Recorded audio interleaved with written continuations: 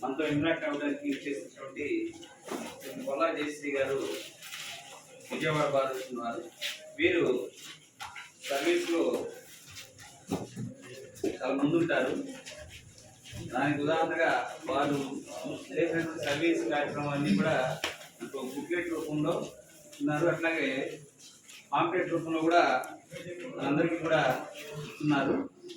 వారు ఈ state bar council ఎలక్షన్లో రేపు ఫిబ్రవరి 13వ తారీఖు జరగబోయే ఎలక్షన్స్లో వాళ్ళు కంటెస్టింగ్ క్యాండిడేట్గా ఉన్నారు.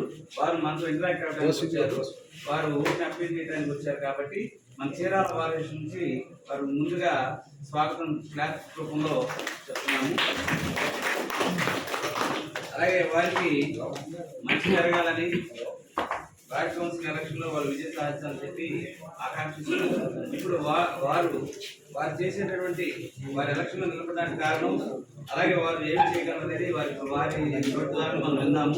దయచేసి అందరూ విని కోఆపరేట్ చేయాలని కోరుతున్నాను. Namaste sir, I'm Kolla Jayashree, advocate from Vijayawada. My fundamental information is I am a postgraduate, MA Economics and MA English, and my father also is an advocate in Bihar. Now he is expired 20 years back. So with the interest in the lawyer's profession, I came to this profession. And ఇందులో మనం ఎందుకు నేను contest చేస్తున్నాను అంటే, చాలా మంది నేను మామూలుగా జనరల్గా చాలా సర్వీస్ చేస్తుంటాను. ఒక 20 years నుంచి ఐఎమ్ ఈ సర్వీస్ ఫీల్డ్ ఇన్ విజయవాడ. అంటే నాట్ ఇన్ ద ఫోన్ అవుట్లెట్లీ ఫోన్ అనమాట. అయితే మన ఇప్పుడు మనం విజయవాడలో చేసాం సర్వీస్. మన కోర్టులో మన లాయర్స్ సర్వీస్ చేయాలనే ఉద్దేశంతో మన కంటెస్టెంట్గా నేను రావడం జరిగింది. అంతేకాకుండా నా సర్వీస్ యాక్టివిటీస్ చూసి చాలా మంది మీరు సర్వీస్లో ఉన్నారు కాబట్టి మీరు కంటెస్టెంట్గా కంపల్సరీగా కంప్లీట్ చేయాలి, మీలాంటి వాళ్ళు వస్తేనే బాగుంటుంది, సర్వీస్ జరుగుతుంది, మన వాళ్ళకి జస్టిస్ జరుగుతుంది అని చాలా మంది దాన్ని రిక్వెస్ట్ చేయడం వల్ల, and not only that mainly juniors వాళ్ళకి చాలా they are suffering a lot, they are facing so many problems. కొంతమందికి అయితే అసలు వాళ్ళకి పెట్రోల్కి కూడా మనీ రావట్లేదు. సో వాళ్ళు చాలా మంది జూనియర్స్ నన్ను రిక్వెస్ట్ చేసింది ఏంటంటే, మేడం మీ సర్వీస్ ఫీల్డ్లో ఉన్నారు కాబట్టి సెల్ఫిష్నెస్ లేదు, మీరు వస్తే మాకు న్యాయం జరుగుతుంది, మాకు స్టైఫండ్ కావాలి 10,000 5 to 10,000, మన 10,000 అడిగితే కనీసం 5,000 ఇస్తారనే ఉద్దేశంతో నేను ఫస్ట్ పాయింట్ అదే రాశాను, 10,000 అని. 5 years వాళ్ళకి సపోర్ట్ చేయాలి, అది కంపల్సరీగా చేస్తాము. తర్వాత నేను మన గ్రూప్లో అబ్జర్వ్ చేసిన విషయం ఏంటంటే, వెల్ఫేర్ ఫండ్కి న్యాయం జరగట్లేదు. చాలా మంది సఫర్ అవుతున్నారు, మిడిల్ క్లాస్ కానివ్వండి, మరి చాలా మంది లాయర్స్. మనందరికీ తెలిసిన విషయమే, అందరూ కూడా ఫైనాన్షియల్లీ వెల్ సౌండ్ ఏం కాదు. మిడిల్ క్లాస్ చాలా మంది ఉంటారు, వాళ్ళకి ఫైనాన్షియల్ నెసరీస్ చాలా ఉంటాయి. సో ఈ వెల్ఫేర్ ఫండ్ అనేది మనం చనిపోయిన తర్వాత కొంతమంది ఏమంటున్నారంటే, అక్కడ పైనుంచి బార్ కౌన్సిల్లో చనిపోయిన తర్వాత వాళ్ళకి ఎవరు డిపెండెంట్ లేదు కాబట్టి మేము ఫండ్ ఇవ్వము అని రిజెక్ట్ చేసిన సందర్భాలు కూడా ఉన్నాయి. అది కూడా చూసాను నేను, అది కూడా ఒక ఇన్స్పిరేషన్ నాకు.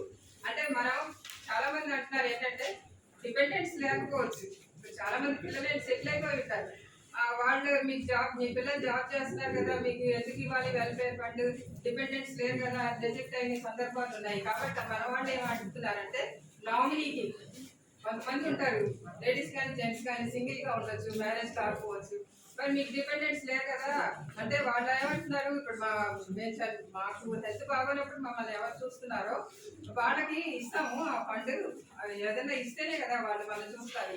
సో నామినీకి ఇవ్వాలి ఆ బెనిఫిట్స్ అనేది యాడ్ చేయమని అది కూడా యాడ్ చేస్తున్నారు. తర్వాత హెల్త్ ఇన్సూరెన్స్ మనం చనిపోయిన తర్వాత వచ్చేదానికంటే మనం ఉన్నప్పుడే మనకి ఏదైనా హెల్త్ ప్రాబ్లమ్స్ వచ్చినప్పుడు ఆ వెల్ఫేర్ ఫండ్లో నుంచి కొంత అమౌంట్ లోన్గా కానీ ఏదో ఒక రకంగా మన హెల్త్కి సపోర్టింగ్గా మన హాస్పిటల్ ఖర్చు కానీ దేనికైనా మనకు అవసరం ఉంటాయి కాబట్టి, ఆపరేషన్ కావచ్చు ఏదైనా, సో దానికి సపోర్టింగ్గా మనకి వెల్ఫేర్ ఫండ్లో నుంచి రావాలి. కావాలంటే అది తర్వాత ఆఫ్టర్ చేస్తే కావాలంటే ఆ అమౌంట్ నుంచి డిడక్ట్ చేసుకోవాలంటే అట్లా ఏదో ఒక విధంగా మనం బతుకున్నప్పుడు కూడా వెల్ఫేర్ ఫండ్ మనకి బెనిఫిట్ అనేది కావాలి.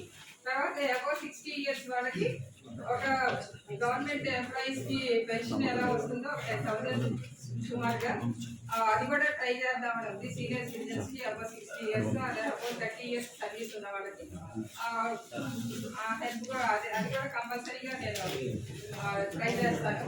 తర్వాత క్లార్క్స్ మన లాయర్స్ కి ఇప్పుడు గవర్నమెంట్ ఎంప్లాయీస్ కొంతమందికి గవర్నమెంట్ వాళ్ళు క్లార్క్స్ ఇస్తున్నారు కదా ఫ్రీగా. అలానే మన అడ్వకేట్స్ కూడా ఏదో ఒక ప్లేస్ లో ప్రతి ఊర్లోనూ కొంత ఫ్రీగా కొన్ని ఫ్రీ క్లార్క్స్ ఇవ్వాలి అనేది కూడా ఒక డిమాండ్ చేద్దామని అనుకుంటున్నారు. ఇలాగా ఇంకా మీరు ఏదైనా సలహాలు చెప్తే అవి కూడా యాడ్ చేసి మనం ట్రై చేద్దాము. సో ముఖ్యంగా నేను చెప్పేది ఏంటంటే ఎప్పుడు ఇవ్వడమే కానీ తీసుకో. జనరల్ గా ఏమంటాం మనం గివ్ అండ్ టేక్ అంటారు కదా. ఇప్పుడు మాత్రం నేను చెప్పేది don't give and don't take. ఇప్పుడు ఇవ్వద్దు తర్వాత తీసుకోవద్దు. మనం ఏదైనా ఇవ్వాలి క్యాండిడేట్స్ అని ఎక్స్పెక్ట్ చేస్తున్నామంటే ఏంటి, indirectly you are giving the right to take afterwards అని చెప్తున్నాం. కాబట్టి మనం ఇవ్వద్దు తీసుకోవద్దు. నా పాలసీ అయితే అది ప్రస్తుతానికి ఈ సందర్భానికి. సో కంప్లీట్లీ మన సర్వీస్ యాటిట్యూడే అది.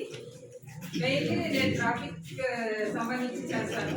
Traffic awareness, traffic problems. ఇండియాలో ట్రాఫిక్ ప్రాబ్లమ్స్ లేని ప్లేస్ అంటూ లేదు. ఉన్నదా? Is there anybody who is not having traffic problem? You can raise your hand. So, ఎవరైనా కానివ్వండి, ఏ కులం వాళ్ళైనా, ఏ మతం వాళ్ళైనా, ఏ పార్టీ వాళ్ళైనా, without traffic problem, we can't reach the house safely. And also, క్షేమంగా వెళ్ళి క్షేమంగా రండి. That is my slogan. ఇక్కడ కూడా ఉంది. ఇది చాలా ఇంపార్టెంట్. ఎందుకంటే ఈ మధ్య మరీ యాక్సిడెంట్ రేట్ బాగా ఎక్కువైపోయింది. ఇన్ డిఫరెంట్ వేస్, ఒక రకంగా కాదు రకరకాలుగా అవుతున్నాయి యాక్సిడెంట్స్. సో క్షేమంగా వెళ్ళి లాభంగా రండి అని ఉండేది ఒకప్పుడు కాన్సెప్ట్. ఇప్పుడు క్షేమంగా వెళ్ళి క్షేమంగా రావడంలోనే అన్ని లాభాలు ఉన్నాయి. సో అదొకటి. తర్వాత రోడ్ రిపేర్స్ ఒకటి చేస్తామండి మేము సిటీలో. ఎక్కడైనా ఇంపార్టెంట్ రోడ్ అవ్వకపోతే కంప్లైంట్స్ పెట్టి మున్సిపాలిటీ కార్పొరేషన్ అయితే నేను ఇచ్చిన వితిన్ 1 week లోపే అయిపోతుంది. అబ్బాయి రోడ్ రిపేర్స్ చేస్తారు. కాబట్టి క్వాలిటీ ఉంటుంది. అదొకటి ప్రాబ్లం. వర్షం వస్తుంది, క్వాలిటీ వస్తుంది. సో మనకు ఇంట్రెస్ట్ ఉంటే టేకప్ చేయొచ్చు. సో నేను finally what I want to say is after నేను ఖర్చు మనం అందులో నుంచి అయితే లేదు. So I will spend all my time energy money only for the welfare of the advocates. ఇప్పుడు సొసైటీ చేస్తాము, ఇప్పుడు అడ్వకేట్స్ చేయాలి, సొసైటీస్ చేస్తాము. But mainly and I am having time also.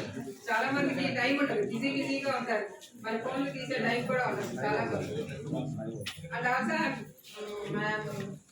Contesting for the first time. కొంతమంది second time, third time అలా ఉన్నారు కదా. So నేను మాత్రం ఇప్పుడే first time. Plus I will do complete justice to my post and to my job. I'm not also very busy. నాకు చాలా cases seniors లాగా చాలా కేసెస్ ఏమి ఉండవు. అంత బిజీ ఏం కాదు. ఒకవేళ ఉన్నా కానీ I can address to somebody else and I give importance to our advocates. Whenever I get any phone call I will list and I will answer them.